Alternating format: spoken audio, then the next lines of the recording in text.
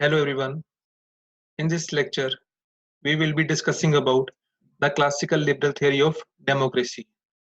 Classical liberal theory of democracy liberalism के ऊपर based है and liberalism is an ideology which is committed to the liberty of the individual and society.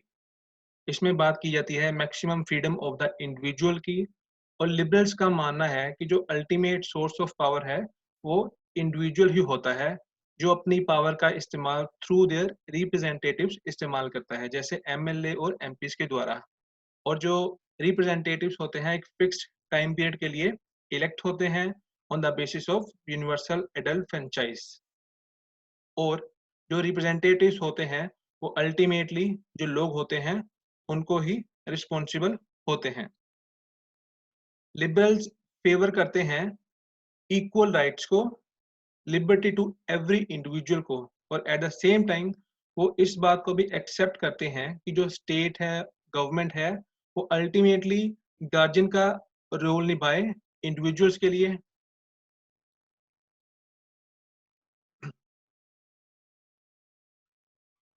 जो liberals हैं ये favour करते हैं gradual changes में दैट मीन्स जो भी चेंज होगा ग्रेजुअली होगा और at the same time violence को ये बिल्कुल भी फेवर नहीं करते हैं और ये फेवर करते हैं decentralisation of power means powers का decentralisation between central state and local self governments के बीच में और अगर हम बात करें ब्रीफ हिस्ट्री की लिबरल डेमोक्रेसी की तो जो लिबरल डेमोक्रेसी है इसका जो सॉलिड फिलोसफिकल और आइडियोलॉजिकल प्रिंसिपल है वो प्रेजेंट किया गया था होप्स लोग के द्वारा 17th सेंचुरी में मोंटेस्क्यू और रूसो के द्वारा 18th सेंचुरी में जेएस मिल बेंथम और टीएच ग्रीन के द्वारा 19th सेंचुरी में और देन होबहाउस बार्कर लास्की जीडीएच कोल और मैकाइवर के द्वारा 20th सेंचुरी में मोंटेस्क्यू ने the spirit of law book लिखी थी जिसमें उन्होंने एक कंसेप्ट दिया था separation of powers separation of power means division of power जैसे डिविजन ऑफ पावर की बात हमारे इंडियन कॉन्स्टिट्यूशन के आर्टिकल 15 में भी की गई है जो बोलता है कि separation of power between judiciary and executive तो इन्होंने भी इसी की बात अपने बुक में की है देन रूसो रूसो ने जनरल विल का कंसेप्ट दिया है जिसमें वो बोलते हैं कि जो जनरल विल होती है वो लोगों की आम सहमति से ही बनती है और अल्टीमेटली उसको ही फॉलो करना चाहिए देन बेंथम और जेएस मिल ने greatest happiness of greatest number के कंसेप्ट को फॉलो किया है और उसके बाद जो बेंथम है वो रिप्रेजेंटेटिव गवर्नमेंट को सपोर्ट करते हैं जेएस मिल है जो वो इंडिविजुअल की फ्रीडम को फेवर करते हैं उन्होंने एक बुक लिखी थी जिसका नाम है रिप्रेजेंटेटिव गवर्नमेंट जिसमें वो एडवोकेट करते हैं प्रोपोर्शनल रिप्रेजेंटेटिव सिस्टम को राइट टू वोट को जो कि एजुकेशनल बेसिस के ऊपर प्रोवाइड होनी चाहिए देन 20th सेंचुरी की अगर हम बात करें तो इस सेंचुरी में वेलफेयर स्टेट का कंसेप्ट काफी फेमस हुआ था और लिबरल थियरी के जो चीफ एक्सपोनेंट हैं 20th सेंचुरी के वो हैं Barker Laski GDH Cole Hobhouse and MacIver और आज के दौर में 20th या 21st सेंचुरी में लिबरल डेमोक्रेसी हमें USA Canada great Britain Germany France और इंडिया जैसे देशों में देखने को मिलती है अगर हम इसकी बात कैरेक्टरिस्टिक्स की बात करें तो वो है sovereignty with the people that means जो सुप्रीम पावर है अल्टीमेट पावर है वो लोगों के हाथ में होती है लोग इस पावर का इस्तेमाल अपने रिप्रेजेंटेटिव्स के द्वारा इस्तेमाल करते हैं on the basis of universal adult franchise fixed time period के लिए वो अपने रिप्रेजेंटेटिव्स को इलेक्ट करते हैं और इन केस अगर उनको लगता है कि अच्छे से वो काम नहीं कर रहे तो उनको वो चेंज भी कर सकते हैं नेक्स्ट पॉइंट पीपल्स पार्टिसिपेशन तो डेमोक्रेटिक गवर्नमेंट जो भी होगी उसमें आपको लोगों की पार्टिसिपेशन देखने को मिलेगी जो पार्टिसिपेंट्स होते हैं वो हमेशा ही एक्टिवली रोल अपना या इस लिबरल डेमोक्रेसी में निभाते हैं और इन केस अगर कोई भी रिप्रेजेंटेटिव्स के द्वारा गलत पॉलिसी बनती है तो वो हमेशा उसको क्रिटिसाइज करते हैं और गवर्नमेंट को रिस्पॉन्सिबल बनाते हैं। The next is liberty. Liberty, equality and fraternity French revolution से इंडिया के कॉन्स्टिट्यूशन में अडॉप्ट किए गए थे ये तीनों वर्ड्स, और डेमोक्रेसी के ये प्रिंसिपल्स माने जाते हैं। लिबर्टी मीन्स कि हर एक इंडिविजुअल को freedom of thought and expression provide करवाना। वो किसी भी रिलीजन में विश्वास रख सकता है, वो एसोसिएशन को फॉर्म कर सकता है, वो गवर्नमेंट को क्रिटिसाइज कर सकता है, फ्रीली वो अपने देश में कहीं पे भी घूम सकता है, किसी भी प्रोफेशन को वो अडॉप्ट कर सकता है। इक्वलिटी मीन्स कि हर एक इंडिविजुअल को इक्वल समझा जाए, and no individual should be given special privileges in the society, and at the same time there should not be discrimination on the basis of caste, creed, place of birth, gender, etc. और equality mainly economic, political और social ground पे provide करवाई जाती है। The next point is fraternity. Fraternity means brotherhood और भाईचारा। मतलब जो डेमोक्रेसी का कंसेप्ट है वो लोगों के बीच में फ्रेटर्निटी को प्रमोट करता है। इनफैक्ट इंडियन कॉन्स्टिट्यूशन का जो प्रियम्बल है उसका एक मेन ऑब्जेक्टिव भी यही है कि फ्रेटर्निटी को प्रमोट करना। Next point, open competition for political power. तो लिबरल डेमोक्रेसी में आप देखोगे कि अलग अलग पॉलिटिकल पार्टीज होती हैं, उनके बीच में ओपन कंपटीशन देखने को मिलता है। किसी के ऊपर भी रिस्ट्रिक्शंस नहीं लगाई जा सकती या ना ही लगाई जा सकती हैं। हर कोई अलग अलग विचारधारा वाला भी आपको देखने को मिलेगा लिबरल डेमोक्रेसी में, और हर एक को अलाउ किया जाता है। On the other hand, if we are talking about country like China, जहां पर कम्युनिज्म का रिजीम हमें देखने को मिलता है, तो वहां पर ओपन कंपटीशन की बात हमें बहुत ही कम देखने को मिलती है, या सीमित दायरे में रह के ही देखने को मिलती है। Next point, respect of opposition. तो लिबरल डेमोक्रेसी में आपको जो ओपोजिशन है उनको भी ड्यू इम्पोर्टेंस देखने को मिलती है। उनके व्यू पॉइंट को कभी भी सप्रेस, दबाया नहीं जाता, और वो अपनी बात को इंडिपेंडेंटली रख सकते हैं। चाहे वो बात करें हम इनसाइड द पार्लियामेंट और आउटसाइड द पार्लियामेंट। अगर वो रूलिंग गवर्नमेंट की किसी भी पॉलिसी के साथ अग्री नहीं करते तो वो उसको क्रिटिसाइज कर सकते हैं और गवर्नमेंट को वो रिस्पॉन्सिबल बनाते हैं। जो ओपोजिशन पार्टी होती है उनके एक मेंबर को कैबिनेट मिनिस्टर का रैंक भी दिया जाता है, जिसको हम लीडर ऑफ ओपोजिशन बोलते हैं। Next point, freedom to form political parties. तो लिबरल डेमोक्रेसी में आप देखोगे कि कोई भी पॉलिटिकल पार्टी फॉर्म कर सकता है, इलेक्शन लड़ सकता है, और एडमिनिस्ट्रेशन को भी चला सकता है, और पॉलिटिकल कॉन्शियसनेस भी लोगों में बढ़ा सकता है। अगर वो गवर्नमेंट को क्रिटिसाइज करना चाहे तो वो पॉजिटिवली गवर्नमेंट को क्रिटिसाइज भी कर सकते हैं। Then periodic elections. Liberal democracy में आपको पीरियोडिक इलेक्शंस एक फिक्स टाइम के बाद देखने को मिलते हैं, और वो इलेक्शंस आपको इंडिपेंडेंट, इम्पार्शियल, सीक्रेट मैनर में होते हुए देखने को मिलेंगे, जिसमें फिक्स क्वालिफिकेशन होती है। वो हर एक कैंडिडेट के लिए इक्वल होती है, और हर एक की जो वोट वैल्यू होती है वो भी एक जैसी ही होती है। जो पार्टी को मेजोरिटी मिलती है वो अपनी सरकार बना लेती है। Next point, faith in constitutional means.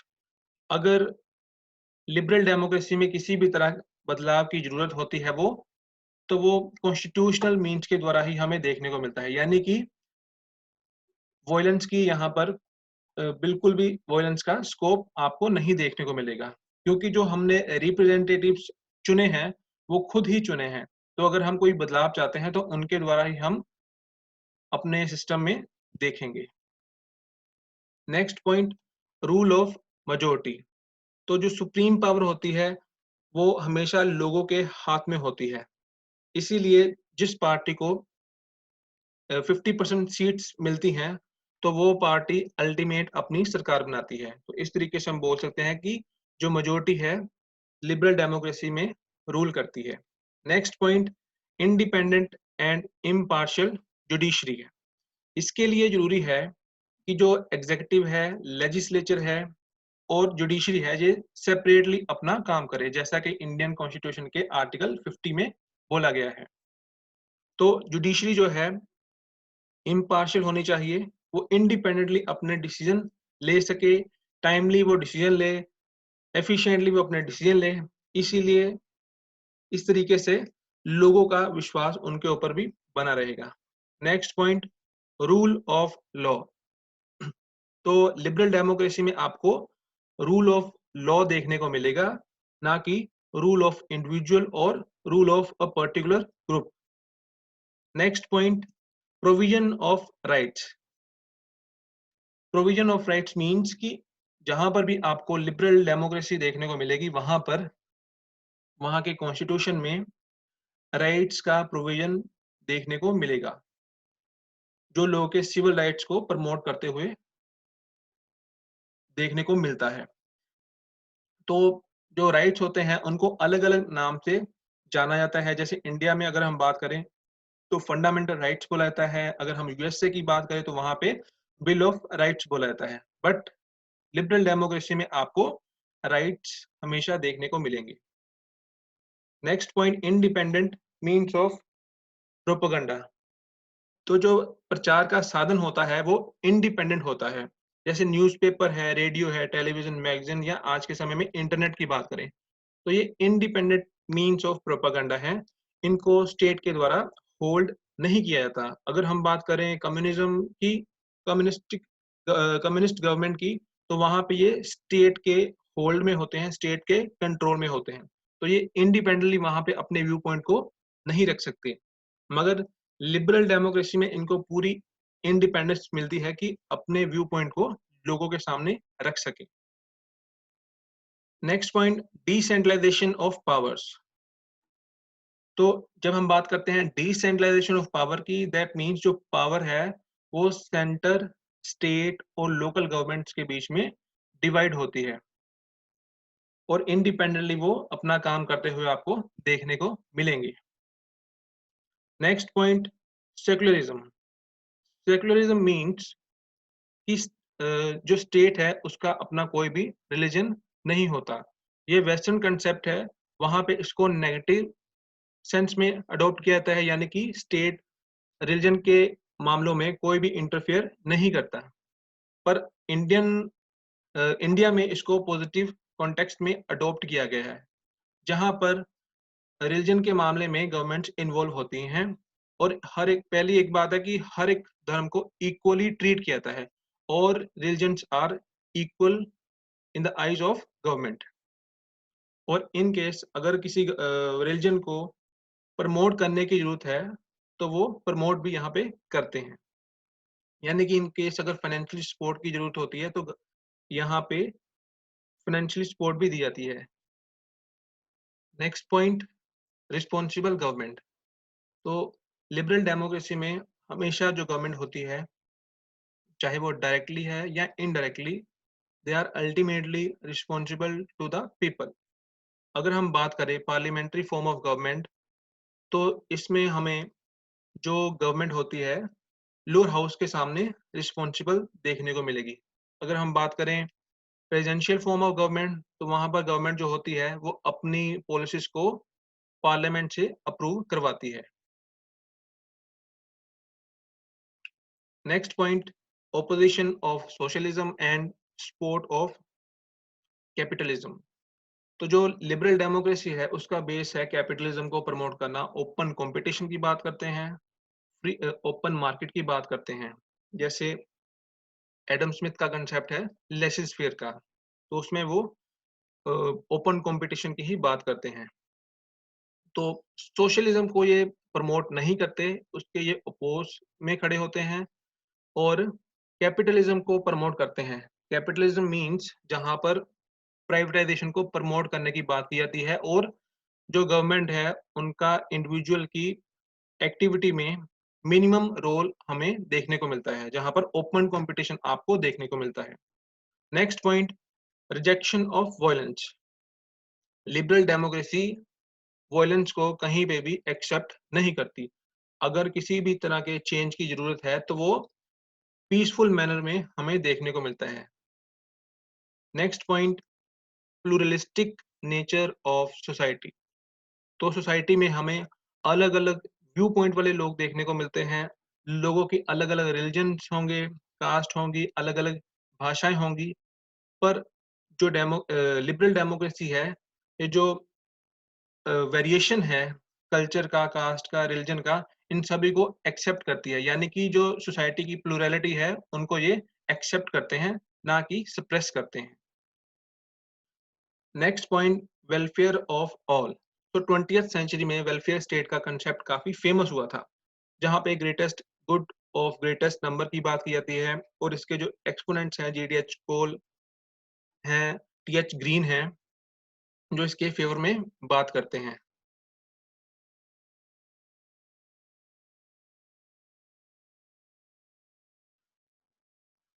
So at the end of the lecture हम बोल सकते हैं कि लिबरल डेमोक्रेसी मेजॉरिटी की गवर्नमेंट होती है।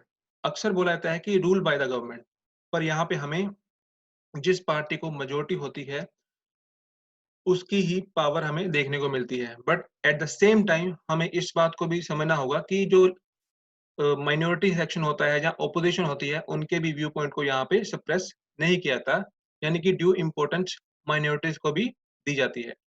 So this is the end of the lecture. Thank you very much.